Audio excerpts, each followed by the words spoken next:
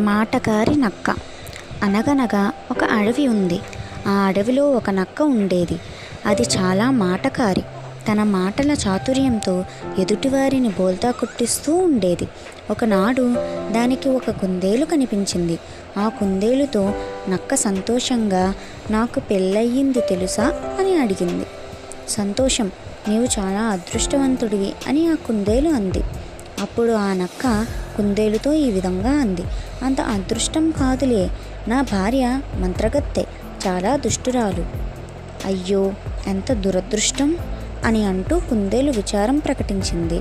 అప్పుడు ఆ నక్క, అంత దురదృష్టం కాదులే, నేను ఉండటానికి నా భార్య మంచి ఇల్లు ఇచ్చింది అని చెప్పింది. అప్పుడు మళ్ళీ ఆ కుందేలు, ఆహా, ఎంత అదృష్టవంతుడివి అని అంది. నిజంగా అదృష్టం కాదులే, ఆ ఇల్లు తగలబడిపోయింది అని నక్క చెప్పింది.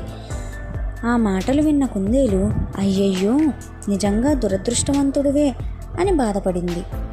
వెంటనే ఆ నక్క కుందేలు మాటలకు జవాబుగా, దురదృష్టం కాదులే, ఆ మంటల్లో నుండి బయటకు రాలేక నా భార్య కాని చనిపోయింది అని చెప్పింది. ఆ కుందేలు, అయ్యో, ఎంత దురదృష్టం అంటూ నక్క ఇంకేం చెబుతుందోనని భయపడి అక్కడి నుండి పరుగు తీసింది.